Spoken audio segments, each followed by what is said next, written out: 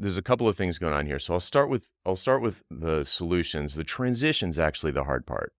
The solutions aren't the hard part. The solutions are kind of obvious, so I'll just cover those first. So the first thing is just price instead of bill. Like switch to pricing, some kind of pricing. Saying your hour is $150 worth $150 isn't a price. That's like a roofer telling me a shingle costs 25 cents and saying, there's your price for the roof, 25 cents per shingle. It doesn't make sense. I can't calculate how many shingles it's going to take. I'm not an expert at that. So hourly is not pricing, it's billing. Hourly billing. It's different than pricing, but it feels like pricing because you give an estimate and it's got a number on it, but it's not really pricing.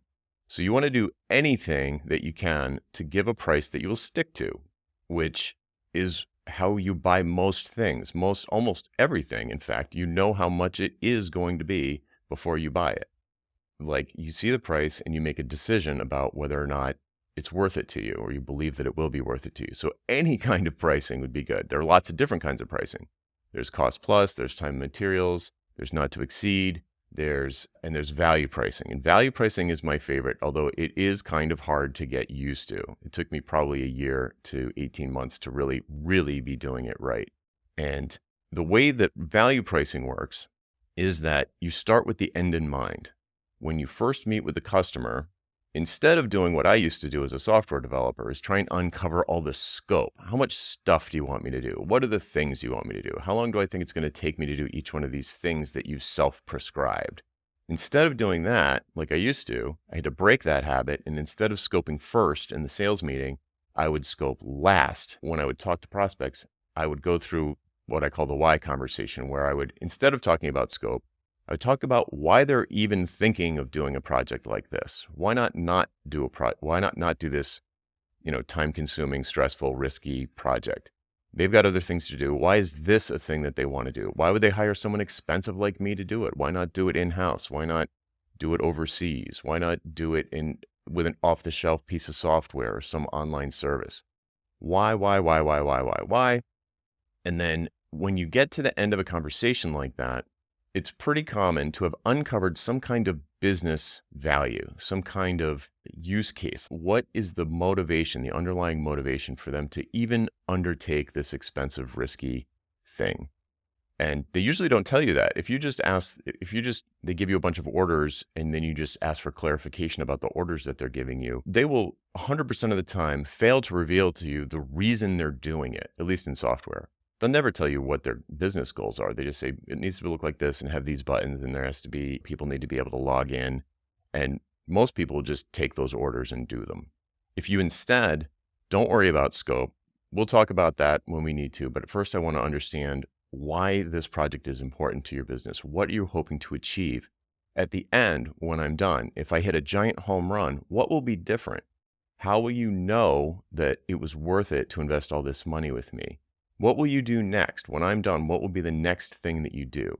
And if you ask questions like that, which are completely different than how many publications do you want to be posted in and how many, like what magazines do you want to be in, or whatever placements, whatever your deliverables, the kinds of things that you guys do. Instead of talking about that upfront or exclusively upfront, if you figure out what they're hoping to gain in a business context, which will almost always have some kind of number associated with it, whether it's dollars or percentages of whatever it is that they're hoping to improve, they're going to have some metric that they are currently looking at that they know is not where they want it, which is because I know that's true because that's why they're talking to you. There's some needle they are trying to move that caused them to pick up the phone and call you. And if you don't find out what that is, then it's a crapshoot whether or not you're going to satisfy them. So if you don't know what their success criteria is, it's like luck that you ever satisfy them. And I could go into why that creates scope creep, because you end up at the end of the project, end of the budget, and you haven't satisfied them because they never told you what they wanted to achieve. So value pricing is the process of getting that information. What is the desired outcome? And then guesstimating how much that would be worth to a client like this in a situation that they're in. And then once you've got just a ballpark number in your own mind of what this might be worth to a person like that, like if they could just write a check and have it be done, how much would it be worth to them? Then you reverse engineer what you're going to do. So if the outcome that they're looking for, that you're going to contribute to, that they believe that you can contribute to, is worth $100,000 to them, you believe that you're confident that you can move that needle for them, then I would reverse engineer 3 prices from there for the project and say, what could we do for $10,000 to help this client? What could we do for $22,000 to help this client? What could we do for $50,000 to help this client? And then you put a scope into each one of those budgets that you've set for yourself. And you decide what activities you're going to do. Not the client. They're not the expert. Why would they tell you what to do? That's your job. You decide what to do. You just need to know what they want, what they're hoping to achieve. And if you can fit in to each one of those buckets, each one of those price buckets, some activities that you would be fist pumpingly happy to do for that amount of money, like really profitable, then you present those 3 options to them and say, well, here we've got 3 ways that we could work together. And the first one will look like this. You can throw in some deliverables and some features and some things you'll do, activities you'll undertake. But the benefits of this option are X, Y, and Z.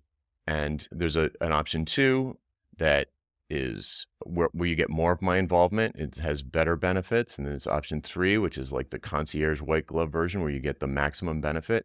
And if you give them a proposal with these 3 prices that were generated based on what the outcome is worth to them, and then you reverse engineer and scope last into what you're going to do, then you create a mutually beneficial, I don't want to say transaction, but you create a mutually beneficial project, or a price that is a win-win for both people, a price that is profitable to both people.